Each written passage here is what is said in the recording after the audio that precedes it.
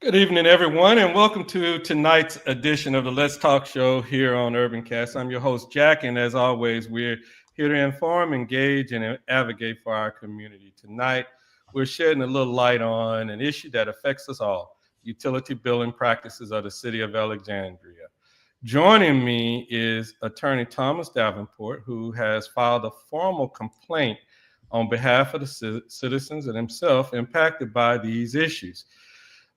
This is a chance to better understand this legal concern and what steps we can take together as a community to ensure fairness and transparency. Let's dive deep into this important conversation. But before we get started, Tommy, can you tell us a little bit about you and the Davenport firm?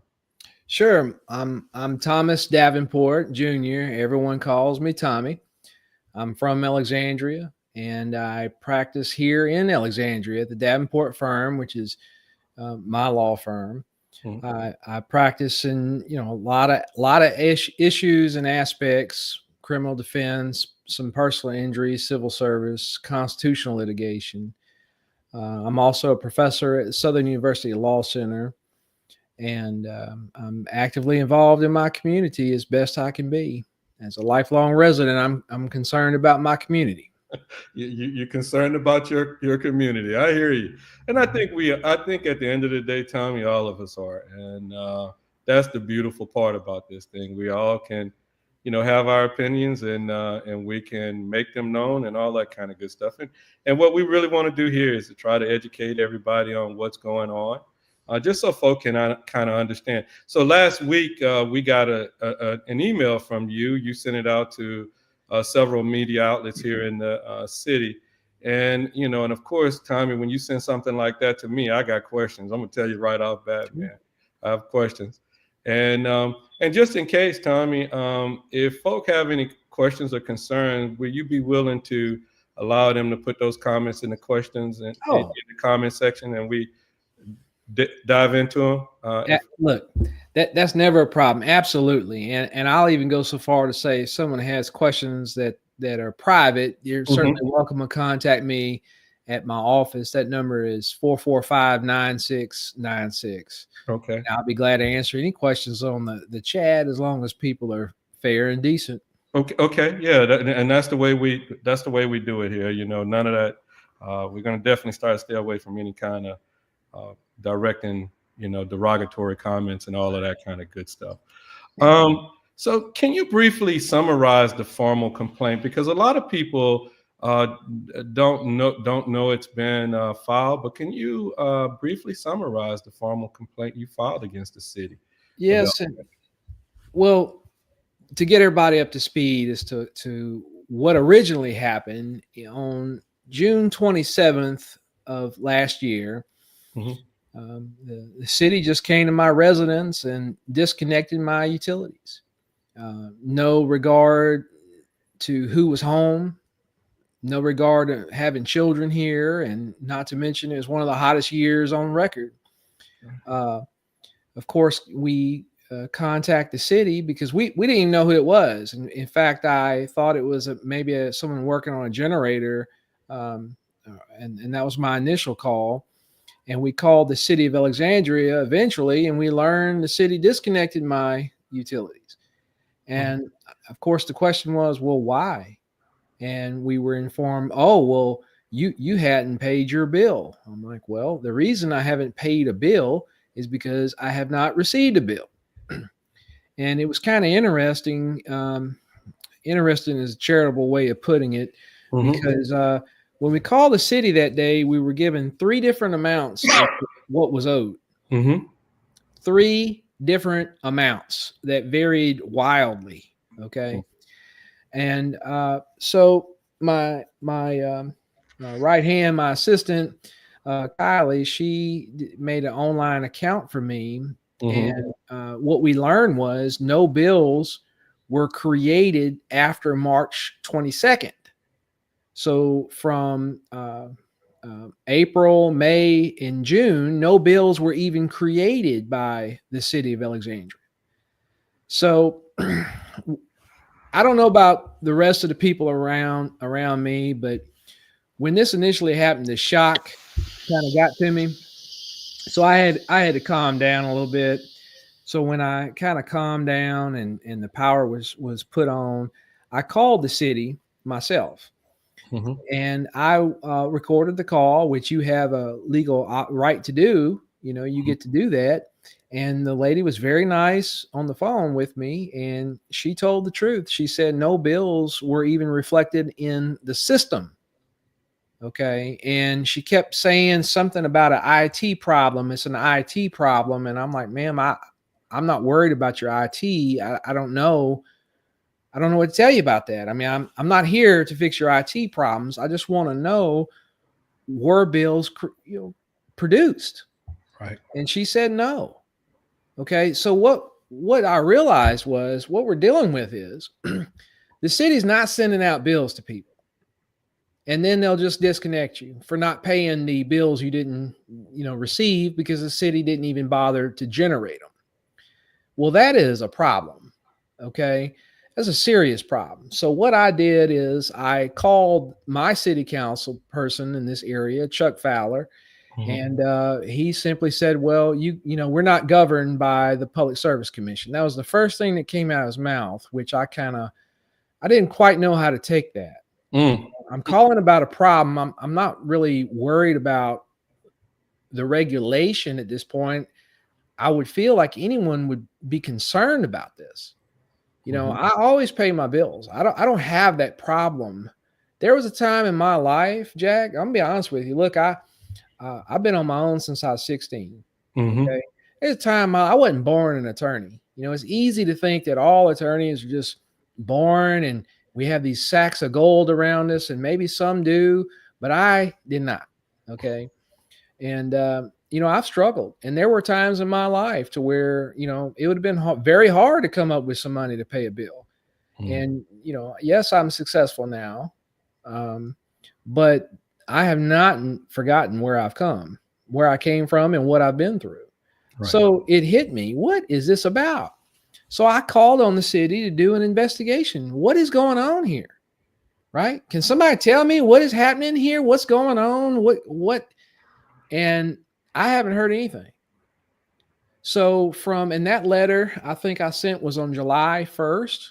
So from July 1st to January 7th, no one from the city reached out and said, this is what happened. This is what we're doing to remedy the issue. Nothing. So I figure, you get 5 months. That's long enough, even for a government to come up with some plausible explanation. And it didn't happen. So that's why I sent the letter of July 7th. And you asked for a brief summary, and I'm going to tell you about it. I got to tell you, I was stunned by the city just cutting off utilities, and I was extremely annoyed with the lackadaisical attitude by the people working for the city. You call them with a problem, and I got to tell you, I felt like the city wanted to shirk their responsibility onto me. This is my problem. Like, I am supposed to call the city or go to the city and just throw money at the city. Mm. I cannot imagine any kind of commerce or business conducting themselves in that way. I've read, some comments people make. Well, the man knew he had some bills. Well, of course I do. I know I owe my insurance company, but I can't tell you how much that is. The insurance company has to send me a bill. My cell phone, same way. They have to send me a bill. Yeah, I know I owe them money, and they know they have to send a bill if they want to get paid. There aren't very many vendors in this world that it's a fixed amount every month. If you think about it, back when I had a mortgage, that depended on the value of your property tax and your insurance. And so that could change year from year. But your student loans, it was fixed. It was set each month. You have some financial obligations that are set each month. That is not the way the city works. Okay. The utilities vary wildly, and you have to watch your bills, Jack. You got to watch your bills. Because let me tell you what happened in 23. In 23, the city charged me $1,400, $1,400 for water usage in a 30-day period for a house at 1,742 square feet. Okay. I, I'm a modest person. That is the size of my home. I could have turned on every faucet and flushed all three commodes all day, every day for 30 days. And I'm telling you, $1,400 worth of water in Louisiana, it is ridiculous. And it turned out that what happened is the city came and changed the meter, although there was no problems with the water meter, and didn't bother to set it back. I don't know what they did, but again, it was incompetence on the city's part. So I have to watch the bills. Okay, I don't think that's really hard to ask. But since the city did, I didn't hear anything from any councilman. I didn't hear anything from anybody. Okay, I wrote to the public service. No, I didn't. I wrote to the Louisiana Attorney General, and I also wrote to the Louisiana Bureau of Investigation. The Attorney General sent the matter to the Public Service Commission, which I knew wouldn't work. And I got a telephone call from the Public Service Commission telling me that it doesn't have jurisdiction. Which I have to tell you, Jack, if I'm going to be honest, in the state of Louisiana, as an advocate, I can tell you in the last 25 years, you get a lot of runaround from the government. A lot of plausible deniability and finger pointing to someone else's job or someone else's problem. It's very typical in this state. It's really sad in a lot of ways. But so at the end of the day, I made a decision over the Christmas holiday. And that was, I am filing a formal complaint with the city again under a case that we found. And this was a U.S. Supreme Court case that's just really squared up on this issue. Lawyers call it a goose case, right? Like it's right on point. And in 1977, 1978, there was a couple in Tennessee, right? Memphis, Tennessee. Memphis has its own power at that time. I don't know, but they had their own power, gas, and water. Okay. Right. And they were receiving 2 bills each month instead of 1. And the city would just disconnect them.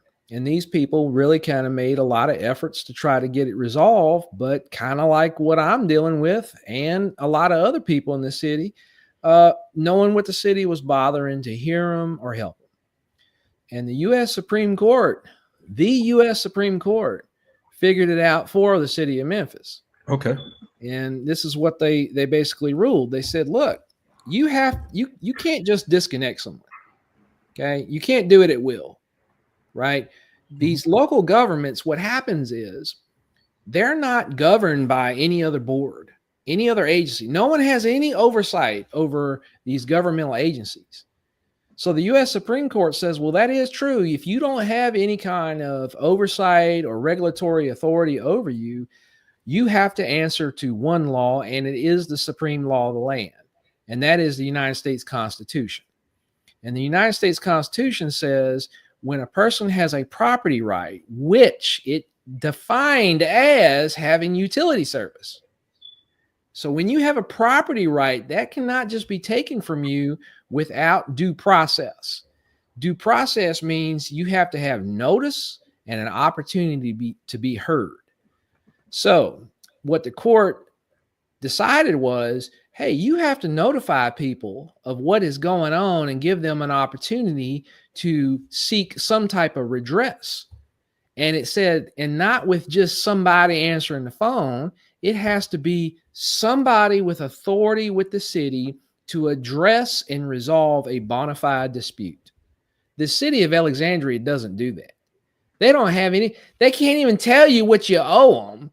You call them and it depends on who answers the phone. So the city, when I found that case, I said the city's in trouble, right? Because when you first broke this story, and it really was you, and KLB did have a little episode on it. Let me tell you what happened. We started getting the calls, and I'm going to hazard a guess. I know you did, Jack. I know people have contacted you. And the calls we received, I got to tell you, they were plentiful. They are happening to lawyers, to doctors, right, nurses, teachers. That's right. When I would go out, which is kind of rare, but if I go out to lunch, I'd encounter somebody. I was actually in Marshall, Texas at a Kung Fu workshop, and two people approached me about the problems that they are having with the city. Okay. But let me tell you about this one lady who called me. I'm not going to say any names, but this poor lady just had a baby, Wow. just came out of the hospital with a newborn infant, came to a house without any power. Up to that point, she didn't have any notice. She didn't have any bills. She didn't have anything. You know what she had to do? She had to go to a hotel. She had to go to a hotel with a newborn baby, incurring those charges every day because she could not get any relief or help from the city. And when I heard that, I kind of made some decisions. And my decision was, I'll be your Huckleberry. Okay. I'll deal with the city on this. This is enough. And it's happening to all kinds of people, which really bothers me. Like, city has to know this. Tommy Davenport is not the only person that's brought this up, right? Right. But you call the city and they just act like it's a brand new issue. They've never heard of this before. Or you just won't pay. I don't mean to cut you off, or you just won't, or you just don't want to pay your bill. You know, they love throwing that around, like Right. you know. But the thing is, I'm not going to pay anything unless I get a bill. Right. I mean, the city has systematically shown us that it's not reliable. Okay. I'm going to check the bills. You want to charge me $1,400 because you don't have the good sense the Lord gave you to install and properly calibrate a water meter. I got to check your homework. Send a bill. Send a bill. Everybody else does it. That's not a foreign concept. No. It's not. Look, Toyota knows how to send a bill. Sally Mae knows how to send a bill. The city, this is the thing that really gets me. The city sends out, their property tax went up probably by 40%, right? Right. They send the most minimal little postcard to let you know this is what you owe us. Right. Yes, I know I owe property tax, but if they can't send a bill, what am I supposed to do? Go and knock on the mayor's door at 2 a.m. and say, "Hey, Jacques, what do I owe you?" No, the taxes didn't go up. We did a roll forward. So, we got accused of saying we put out some incorrect information about but the assessor did a roll forward. The council approved the roll forward, and that's at the end of the day, that action resulted in an increase in taxes. I don't mean to cut you off on that one, but Jake, let me just break it down to you, because I'm kind of country. They can call it a roll forward. They can call it inflation. It went up. It went up. Okay. Now, I just call that it went up. It went up. All right. They can baptize it and call it whatever they want. It went up, and I didn't know it. Okay? Right. So when it came to the tax bill, they were able to, let you know. So why can't they do that with the utilities? It's not hard. So I just decided I'm not going to stand for this. Mm-hmm. I'm not going to stand for it. So I think the city, based on my history, they're just going to ignore me. Yeah. And that's not going to happen much longer. I gave them a clock, and I'm going to file complaints with the United States government, because this is a federal issue now. And if I have to file a federal lawsuit, believe you me, I would love to do it.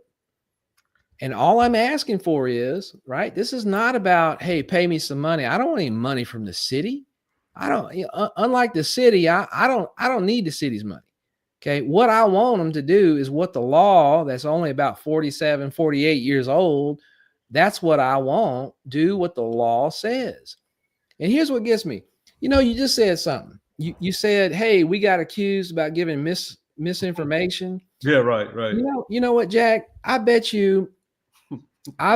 before you got into the business of doing this, you probably researched some of the basic laws on what you're supposed to do as a journalist. Absolutely. Yeah. And you know what? That kind of happens. And I like to think that most businesses do that. Yeah. So this law has been around since 1978, and the city is going to try to tell me, with all the lawyers and all the massive amount of money they spent on litigation, and nobody happened to find this. It took little old country Tommy Davenport to go and dig this up for them? No, I don't believe that. I think they've been knowing this. They have to. And if they don't, well, now they know. Now, what are we going to do?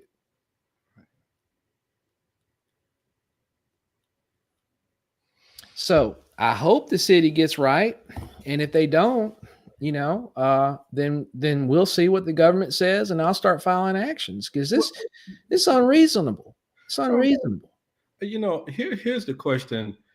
When we were following this at the heyday, not last, it must have been year before last. Now we've kind of rolled over into 2025. But when we had the horrible heat and tons of people, their lights were being cut off. I think it was 2023, and in the midst of that, we know we got to the count of around 6,000 disconnect people's lights that have been interrupted. And we've made some approximations about probably well over 8,000 people. At some point in time, there was a utility disconnect or a utility interruption. What's your feel? How widespread do you think this is? And then the second question that I have for you, because the questions that were the comments that would come in to us, it was the doctors, it was the lawyers, it was a bunch of professional people. They were really upset about it, but no one was willing to to speak up. Why do you think so many people are so reluctant, especially given this is such a widespread problem? And and again, I call myself reverse engineering the utility bill, and I could never figure out not one, and I'm pretty good at reversing something, and once I thought I had it, another variable hit the equation, and it just threw the whole thing completely off. So the consistency on things, just trying to figure it out. I never could figure it out. I wanted to even just try to figure out the date that I needed to the date even moves month to month to month to month, and nothing is consistent there. So my statement to you: how widespread do you think this thing? What's your gut feeling tell you about that? My gut feeling is that it has to be happening 100% to the people. Okay. Now let me explain that, because I know people are jumping them down and say, hey, it hadn't happened to me. It hasn't happened to you yet. Okay. Yet. Because whoever is doing this, or the group who's doing this has to be an issue of competence. Okay. Now, the people who are handling it, okay, am I saying they're not competent? Well, I don't know. It could be that. It could be they had incompetent training. It could be an incompetent system. It could be an incompetent practice. But I can say that when that potential exists, okay, when it exists, it is a problem, right? For example, if there's a problem with the oxygen on a submarine, okay, it's not just going to be one problem in the radio room. It's not going to happen, right? It's going to eventually everyone's going to have a problem. It's a matter of time when you have this kind of error. Now, that's right. Now maybe I'm going to take a guess that perhaps there are some people in the city, which has been a historical issue here, who are treated better than others. Okay. That has gone on in this area ever since I've been a child. We all know the stories, and we all have heard them, and I'm not about to get in all that, but I think some people do get treated more fairly, so to speak, than others. But if it's happening, all I could do is probably extrapolate with the people that who have contacted me. It is happening in every walk of life, every neighborhood, because that's what I've been looking at. What neighborhoods is this happening in? And it's happening all over, which tells me it's kind of like a little virus. Just about, it's working its way around the system. It's gonna blow up on somebody eventually. It's probably happened today, and it's gonna happen this week. Now, as far as what you said about some people not wanting to stick up and speak up, I get it. A lot of times it's fear, and a lot of times it's just, they have other things to do. Jack, life is hard. It's hard. It's hard on everybody. I got to say that. It's hard on doctors, lawyers, accountants. It's hard on everybody. School teachers, cafeteria workers, bus drivers, you name it. Life is hard. We are in an impoverished area. We are at and sometimes often below the poverty line. And usually when that happens, people don't have the kind of time to wrap up in this, which is why I respect you and your show and what you put on, because you're getting it out there, and you're notifying this. And, I'm hoping it just leads to change. Because what I'm really worried about is someone really getting hurt or killed. The way it's set up now, you don't always have to go to a hospital. Some people are on hospice in their home. Some people are on a lot of medical apparatuses. There's a lot of people who need these devices to sleep at night. I remember a relative had to wear a sleeve on her arm because she was going through a cancer treatment, and the sleeve would pump some fluid out of the lymph nodes. Okay. Some people have medication that needs to stay cool, and the city just comes along and cuts off the power. Well, what happens to those people? Which kind of brings an interesting point with the very unfortunate death that occurred in the city. The city's immediate response was, well, now we're going to have a warming station. Okay. And I'm proud that the city did that. Yep. It was late, but the city did it. Well, here's what the city did in doing so. The city recognized, well, people need to have warmth or they may die. So what does the city do at the other side of his mouth? Well, we'll disconnect the people anyway who aren't paying these bills that we're not sending. And that seems to be patently inconsistent with common sense. Okay.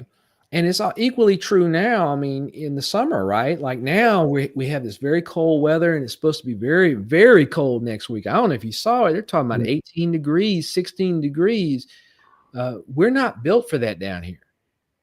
Okay. We're just not, well, in the summertime, when it gets 100, 110, and you play in these games, because it was hot that day when they came to my home, and I have children, and they didn't care.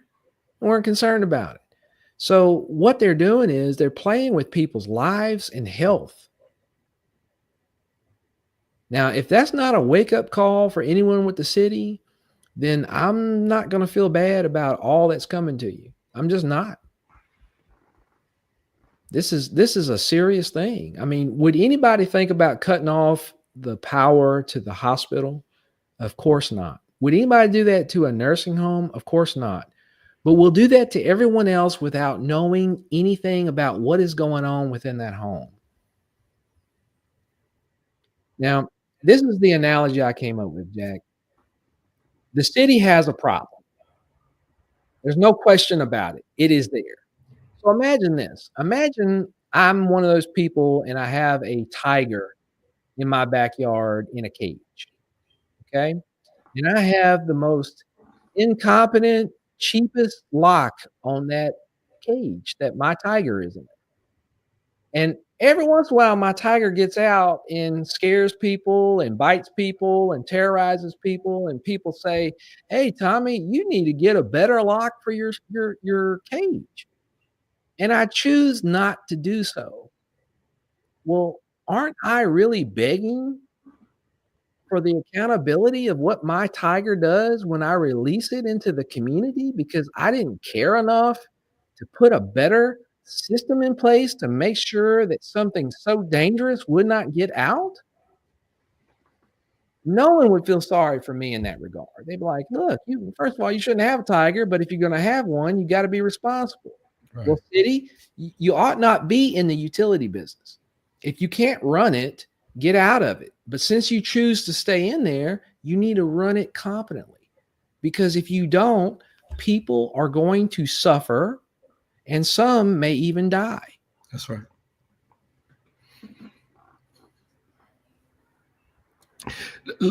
Can you go? You talk about you were able to find this law or this case that the Supreme Court um, decision, Memphis Light Gas Water Division versus Kraft. Can you explain? Can you break it down clearly? Relate what went on in Memphis to what's going on right here in Alexandria. Well, that is an excellent question. Okay. Mhm. And we have to start with the facts of this question. Okay. With the case. So what happened to these individuals, the Crafts? Mhm.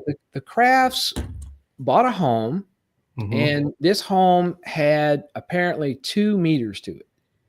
Okay. And Mhm. for some reason, the city was sending two bills, obviously, because there are 2 meters. Well, but there was only one house. Okay. So that should have been a clue, right?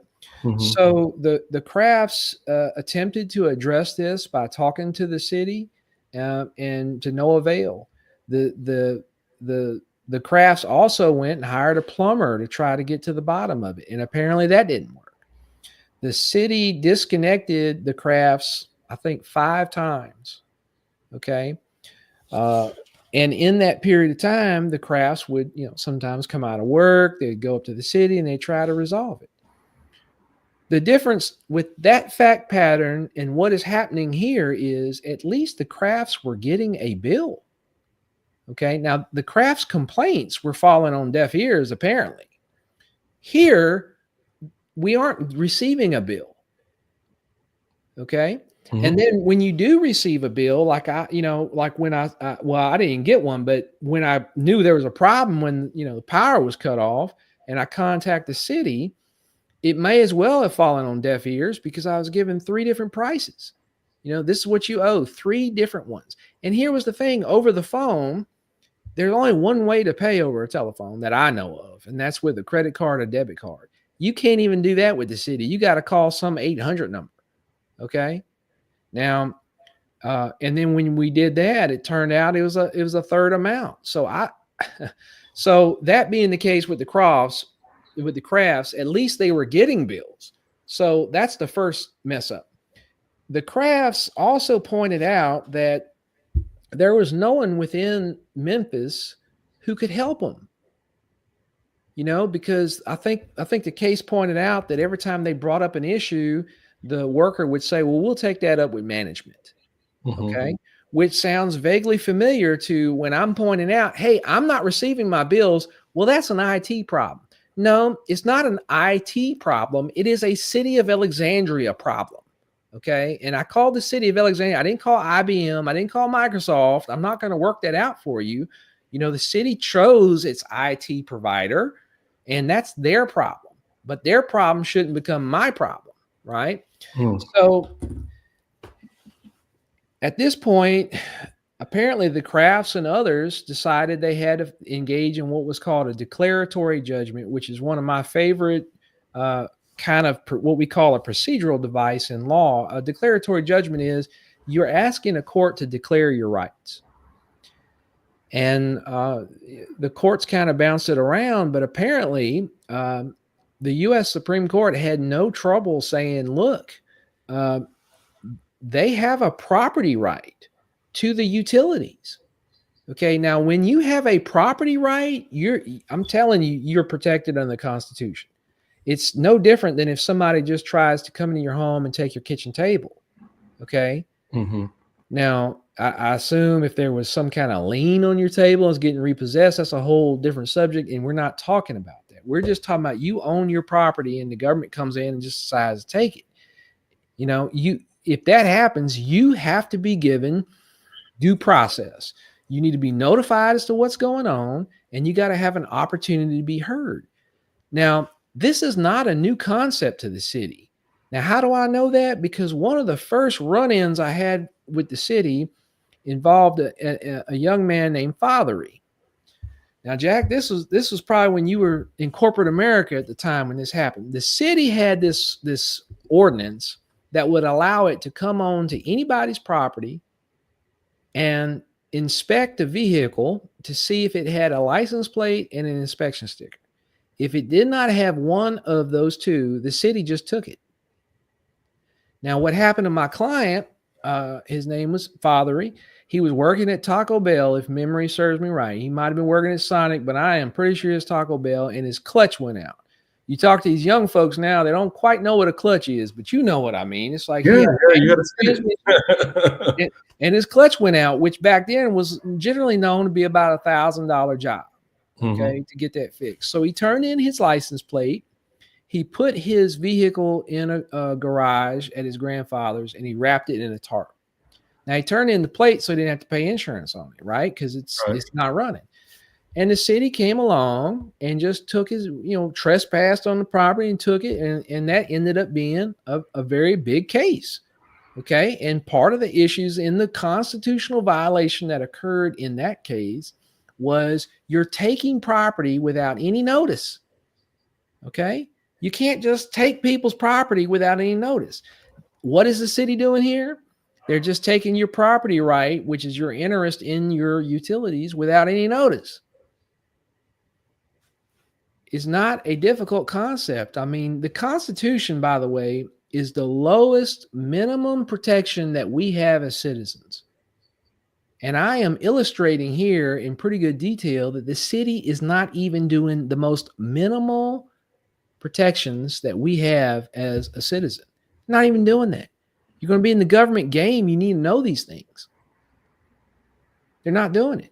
They refuse to do it. And I know for a fact the city has been dinged in the past with these same issues. You have to respect their constitutional rights, even if you don't like them. That's the way it works.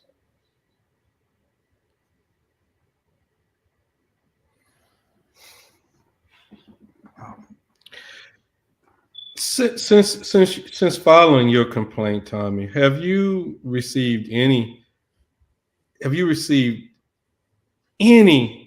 response back from the city? Did you even get an acknowledgement that, hey, we got it and we're reviewing it? I received a brief telephone call from the city attorney one morning around 6:45, 7 in the morning, and very cordial. I have a very great fondness of our city attorney. And I was informed that we would have a telephone call at 1:00, and it never happened. But during our call, I expressed that what I wanted was the city to follow the law. It was suggested that maybe there could be a policy, and I'm like, no, I don't think a policy is going to resolve this. This needs to be a law. The administration can always choose to ignore a policy. Okay, this needs to be a law that has some teeth in it. And if the city doesn't want to do it, I suspect the courts are going to do it for them. And I haven't heard back. And I mean, look, I acknowledge that sometimes pressing matters come up, urgent matters. I'm given the opportunity as city. 45 days is a very long time for the city to be able to get together and work this out. And I hope we can. I hope that the city attorney and the mayor and myself and the city council can work this really simple problem out. Send notice to people, send them their bills, and document. If you're going to disconnect somebody, and that was the other thing in this case, by the way, before I forget, putting a stamp on a bill that says we may disconnect you is not proper notice. This court in Kraft said, look, that's not enough. You need to tell someone we will disconnect you on this date. Again, to put somebody on notice, let me know I have to do something before a certain date. But that's not what the city does. When they send you a bill, it just says a past due. We may disconnect you if this isn't paid. Well, that's not notice. That's not proper notice. And that's what the U.S. Supreme Court said. Well, and I'm not going to say a long time ago, but I do know in the past, you would receive a notice from the City of Alexandria that, your bill have to be paid by this date or it will be disconnected. But that no longer happens because they claim that in the bill itself they're telling you just that same thing, and so they don't need to send out Well, anything then else. they better read this case, because that's not what the case. It's not what the U.S. Supreme Court said. The U.S. Supreme Court said you need to notify people. Mm-hmm. Okay, I I know what the city's doing, right? If they're actually generating the bills in that regard, and if they are actually sending it to people, Mm-hmm. they're doing it that way to save money. Right. They're doing it as el cheapo as possible. And what is cheap and convenient for the city still is not a good enough reason to disregard our constitutional rights. Send notice to people. If I'm in a business, right? If Mm-hmm. clients owe me money, I send them a letter. And if I send them a letter and I don't hear from them, I send them another one. And if that doesn't work, I'll reach out to them and call them. This is what's really going on. Rather than calling somebody or sending them a little certified letter or a registered letter, the city just says, we're going to pay a man to come out. And I think they travel in twos, if I'm not mistaken. So we're paying two people to drive a city truck to come to your home and disconnect you. That is cheaper for the city than somebody calling you or maybe sending you a letter, which really costs what, 55 cents to send a letter? If you factor in the letterhead and the envelope, maybe the city's time, probably a couple bucks per letter versus whatever they're paying someone. Well, this is what I think. And this is my opinion, because, I want to be respectful of some limitations here, but one of them is more profitable for the city, because when they disconnect you, guess what they do? They got reconnect fees. A lot of fees, Mm. lots of fees. And then they'll get to you when they want to get to you, you know? So I call that a profitable or a convenient mistake. Right. And I mean, the simple thing is it really that hard to send out a letter to somebody saying, look, if we don't hear from you by, let's say January 30th, Mm-hmm. we're gonna be on your property the next day and disconnect your utilities. That's fair. it. That's fair. That's as simple as it can be, Mm-hmm. but here's the other thing too. When have we fallen so hard on people? Because let me tell you what else is happening. People love to bring up this, everybody knows. No, everybody doesn't know. Let me tell you, sometimes people are dealing with tragedy and misfortune. Okay. I remember one time I was in the hospital for 2 months. Okay. I really thought I was going to die, and I think my doctor did too. I know I had some bills to catch up on when I finally got out. If the city is going to watch you that closely and cut you off at the very first instant they can, you got to ask yourself, what are they doing? Are you concerned? I mean, it bothers me because you have these people running for office who say, I want to serve you. I want to be your voice. I want to be your representative. And then the city gets in there, and the first time you're not doing exactly what you're supposed to be doing, 100% of the time, we're going to cut off your power. Now, the one thing that has been in the news, and I'm, over and over, is how much eggs cost, how much milk costs, how much does bologna cost? And I got to tell you, it's high. I get it. Mm-hmm. When you cut off power, you know what happens? Your refrigerator starts to spoil. All right. And what if you're out of town? What if you're at a funeral? It could be all kind of things, and this is a military community too. We still have a lot of people in the military around here. They get deployed. They're struggling. They may not get it in time. So that just makes me think, give them more notice. Give them the notice. Send them a letter. We're going to cut you off if you don't do it. And if sending a letter is too hard, then maybe pick up the phone. Maybe when the guy comes, if he's going to disconnect you, maybe knock on the door. Because if they would have done that, Jack, that guy would have came here and knocked on the door and said, hey, ma'am, sir, whatever, I'm here to cut off your utilities unless you can pay this. You know what we could have done? I could have paid him right then and there. Of course, he couldn't have done it because nobody knew what was owed. You know what I had to do, Jack? Since nobody could tell me what I owed, I went ahead and put over $1,000 on my account. Now, there's not a lot of people who can do that. No. And I'm not happy saying that. I'm saying it's sad that I had to do that. Right, right. And it's like that old game we used to play as kids, Battleship, right? I'm just guessing. Okay, B-15. I don't know, and they didn't either. But they're going to hold me accountable because they don't, and I don't see any fairness in that. Right. None at all.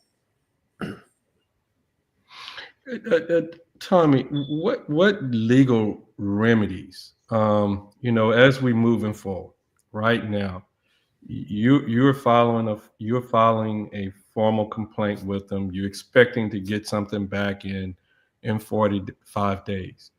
I've heard over and over, and even when we put the article up the other day, the DMs, the direct messages that came directly to us was, this problem is still going on. What I do is I just, I don't get the bills. I just make a call once a month just to find out what I need to pay to keep the lights on. And ritualistically, that's what's actually happening with a lot of people on a month-to-month basis. What can people do right now? Lots of people are fed up, frustrated, and that kind of thing. But what can they do? Can they pick up the telephone, call you? We know they can't call the Louisiana Public Service Commission, but is it some kind of way, if they don't want to make a statement out public, can they pick up that telephone and call you? Here's what I'm doing, Jack. Mm-hmm. You're right. I don't think the city is listening. I think this has been going on long enough. No one seems to be doing anything. Mm-hmm. And I want to tell you a little bit about that. I'm making a note so I don't forget. But I wrote to the Louisiana Attorney General, nothing. Okay, I wrote, everybody I wrote to, nothing. So what I'm going to do is I'm going to file some more complaints with the Department of Justice and the U.S. Attorney, because this is a civil rights matter at this point. I've established through this case that it's a civil rights issue, and this is a civil rights violation. I would hope it doesn't come to that.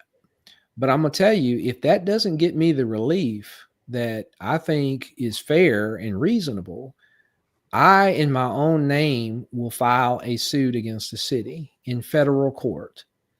Now, the thing about federal court is federal courts are the experts on federal law, and this is a federal question. This is your U.S. constitutional rights. You get in state court, and depending on the judge and the judge's political ambitions, fairness looks a little differently. You go to federal court, and you have a judge appointed by the president to serve for life, as long as he or she is in good behavior. Mm-hmm. Those types don't normally sway to some political aspirations. Mm-hmm. So what I would say is, if it takes it, I am going to file a suit. And I hope that suit brings the remedy that we need. Now, what might be helpful is we may need witnesses to illustrate this, because I'm sure the city's going to jump up and down. We hadn't done anything wrong. Of course, we know better. I also think that what we should do is still contact our council people. Contact them and demand, we are not going to live with this. We're not going to accept this. And if we have council people who are just not doing anything, then you know what? I encourage people to run against them. People seem to get in office here and just stay in office because I don't know, lack of options. Maybe people don't want the headache. I don't know. But, what we are doing now isn't working. So what I would recommend is you might want to just let me run my process. One, it's not going to cost anybody anything, because what I'm doing is not here to help Tommy Davenport. I got my issues fixed. The lights are on now. Mm-hmm. Okay. But I am preparing for this nonsense not to happen again. Okay. I kind of have this issue. The good Lord put me here, right? There was a time in my life I couldn't stand up. I couldn't, and I am not going to allow that. Not on this issue. I'm just not going to do it. This isn't some political issue. This isn't some ideological issue. This is an issue of what is right, and I am going to stand up for it. Right. So, you talked about we need a law ordinance changed here.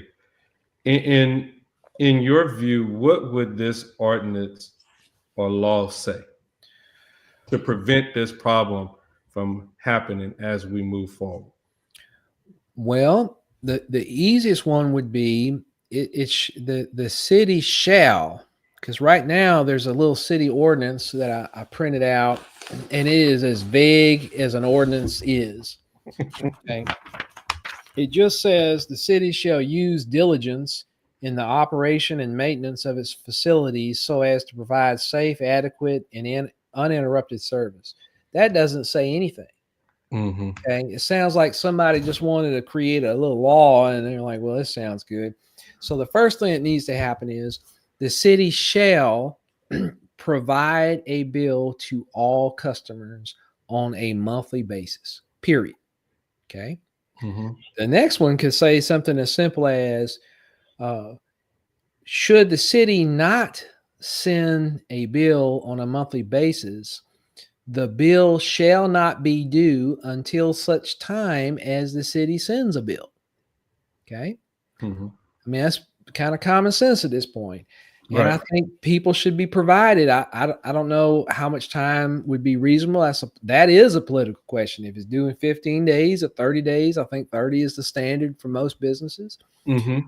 And I think the city should, the law says, and I would recommend that someone in some office of the city, I don't know if it's the utility director or the director's assistant, but someone specific shall be permitted, shall be the contact, a point of contact to accept and remedy all bona fide disputes.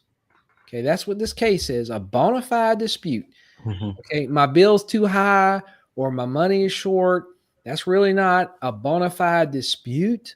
Okay, that's more of a compassionate approach, but a bona fide dispute would mean, hey, you charged me $1,400 for a house that's not physically possible. Mm-hmm. Okay, y'all need, how are we going to fix this? You know, it shouldn't take 4 or 5 phone calls to try to work out a water bill. Okay, it just shouldn't do it. You know, and if the city doesn't do so, that the that there be a remedy, and that would be up to the city. I think an employee should be terminated, or there should be something if this is not happening. If it's your job to send out the bills and you're not doing that, there should be some consequences. If there's a problem with the city system, like the software system, well, that's a whole nother story. But here's the thing: if the city's utility system is not functioning, right, why should we have to function and do the job for it? I mean, you paid all this money. I mean, I have contracts that with vendors, and it requires that the vendor provide the service. You know, we're not talking about some sweeping provision here. It's like send the bill. If you don't send the bill, you don't get paid. And if you send a bill that encompasses, like let's say 2 or 3 months, like the city tends to do, we know what we're talking about here. They sat on bills for a long time. That someone be afforded a reasonable period of time to make it right. right.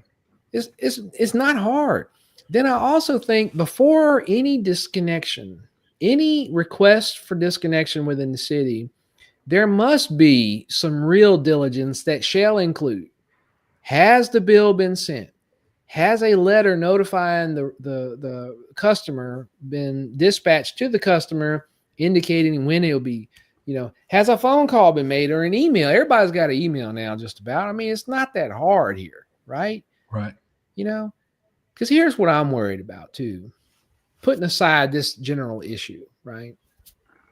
Imagine if you and I had a business, Jack, and we were thinking about moving to Alexandria. Mm-hmm. And you're seeing this kind of nonsense going on. That's right. I'm telling you right now, I am not in favor of my children returning to Alexandria if this is what they're doing to people. I mean, really, and it's happening to everybody. So, right, come on, guys. This is it's just not that difficult. That's right. Here's the other thing. What do you think the city administrations, what do you think their mamas would tell them to do? right? That's what I'm getting at. Do what your mama would have told you to do. Yeah, because mothers would have said do the right thing, Do the and right the right thing is thing. Yeah. And I tell you, look, just that simple. it really is. And even my office, right? It's me and my assistant, and we have a billing policy, right? Mhm. So because errors happen, right? People are human; they're gonna make some mistakes. I get That's it. right. That's Right. life. That's right. And we have a policy, and the policy says, hey, if we send you a bill and the bill is incorrect, let us know why you think it's incorrect and give us a chance to address it. I mean, that's not a foreign concept. I don't think anybody's going to offer me the Nobel Prize for peace over something that simple. No, it's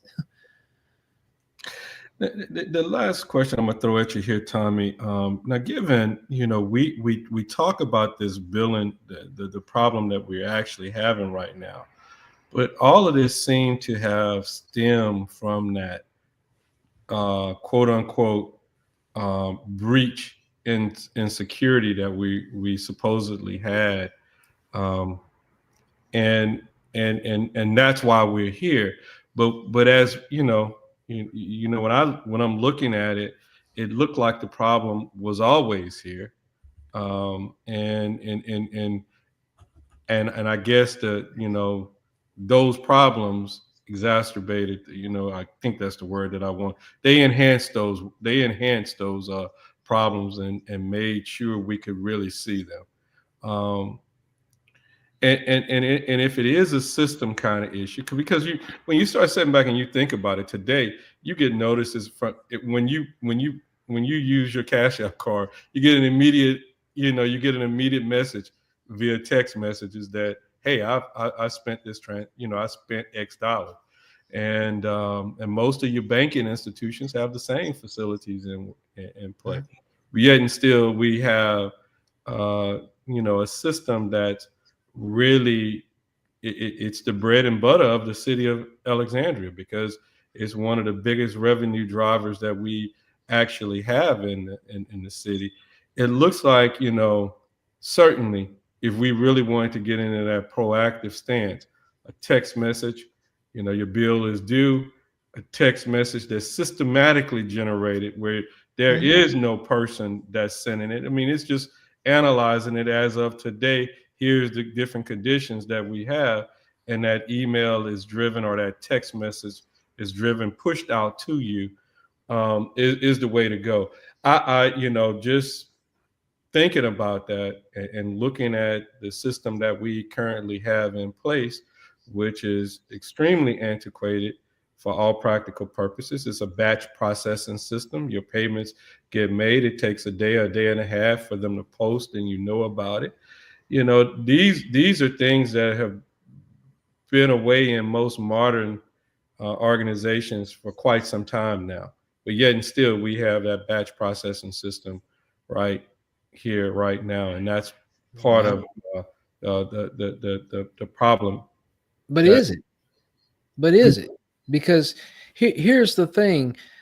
In law, right, it says if a certain provider has chosen a certain system, then mm-hmm, it kind of has to live by that system.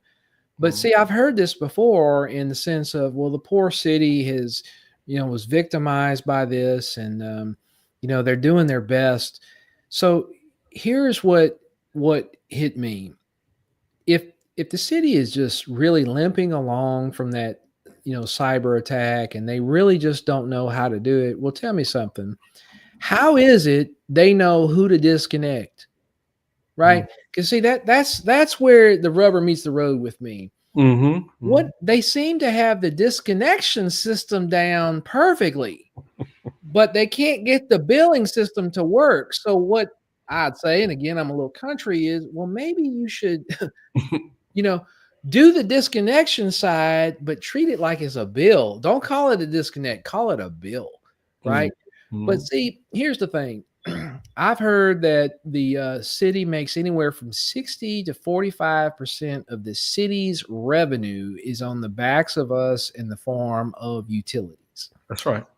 I Now, would concur with that based upon looking at the budgets that are presented, right? well, here's the thing. I have a business. I know you do as well. And if 45 to 60% of your revenue of your business came from a client, are you going to pay? I tell you what, I'm going to get 45 to 60% of my attention to that client.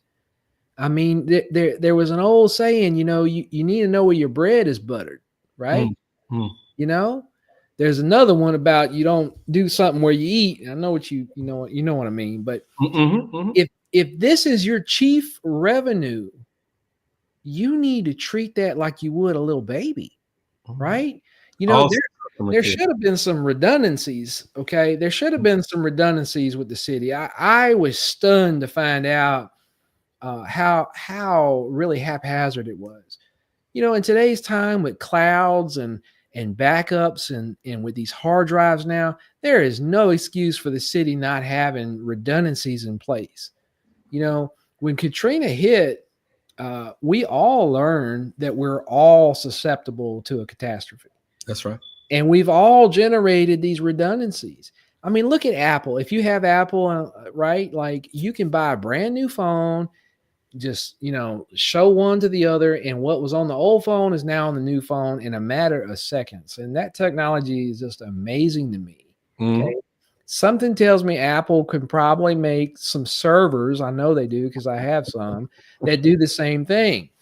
You probably know what a RAID system is, right? I mean, I know Absolutely. you I know, do know right? what. Where the hard drives just copy each other the whole time in case one of them goes down, then they get.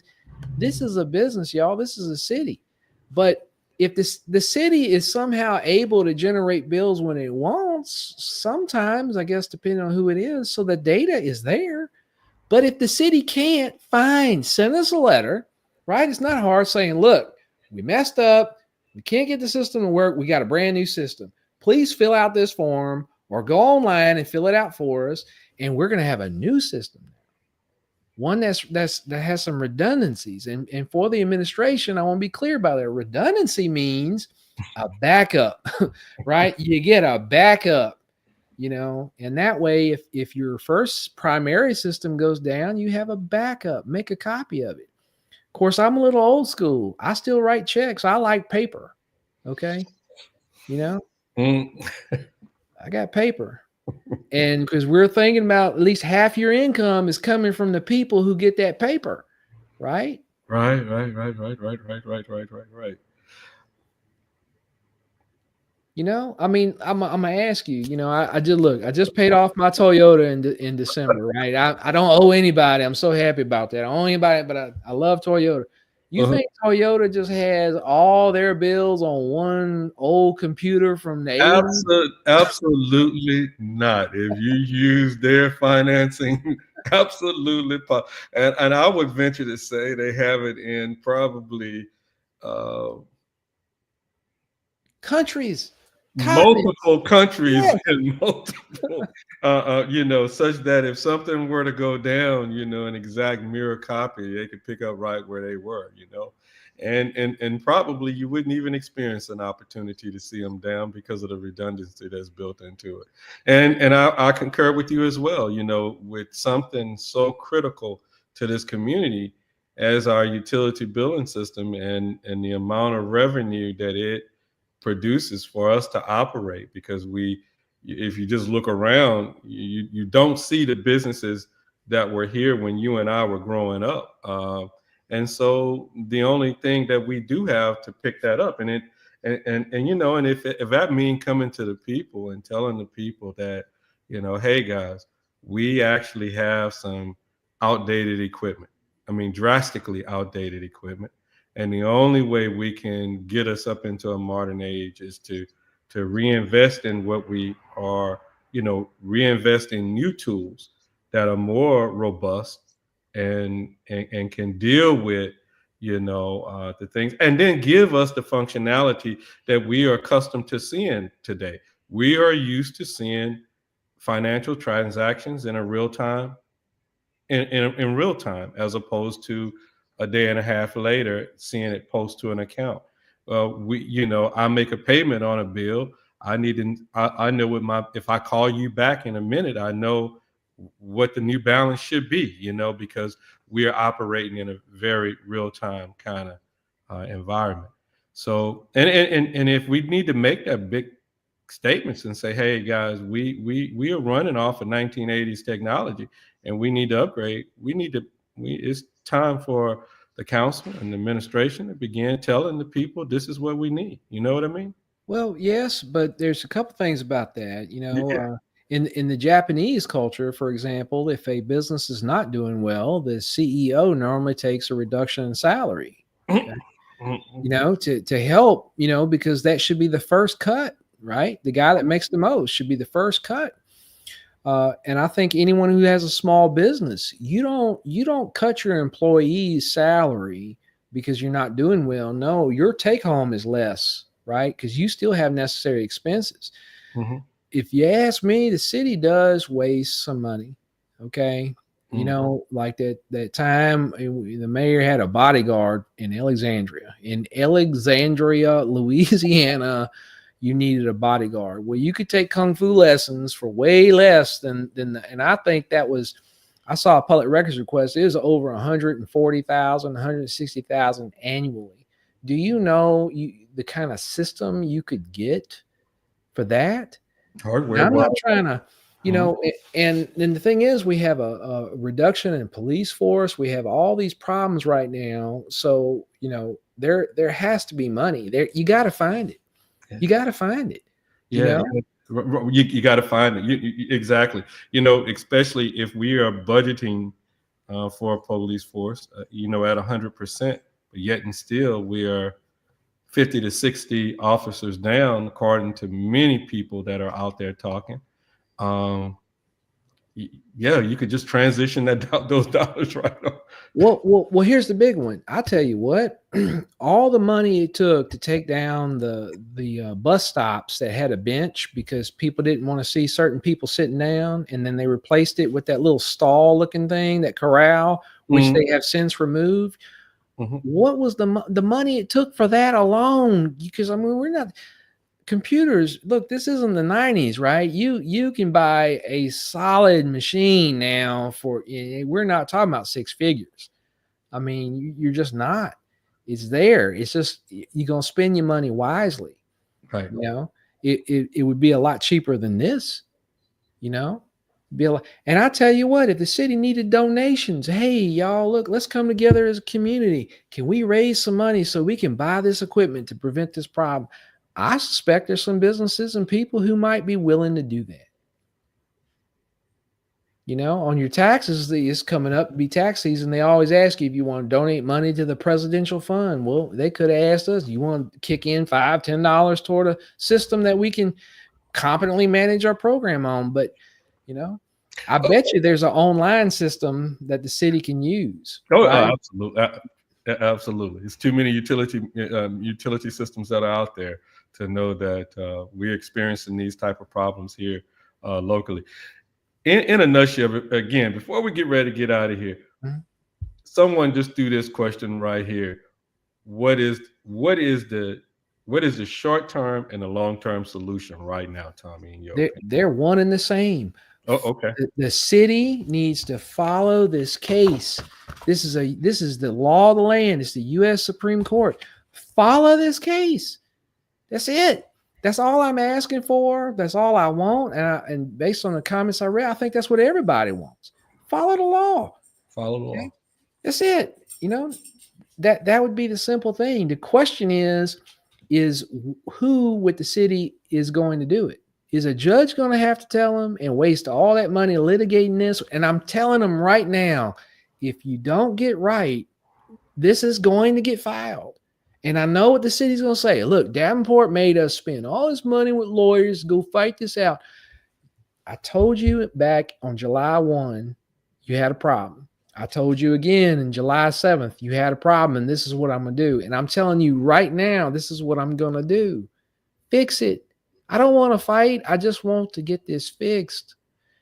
Jack, did you remember in Texas when they had that ice storm and Texas was totally unprepared? I mean, that was a different problem, but Mhm. there were so many people who just suffered and died needlessly. How could you see that and not say, okay, we need to make sure that doesn't happen here?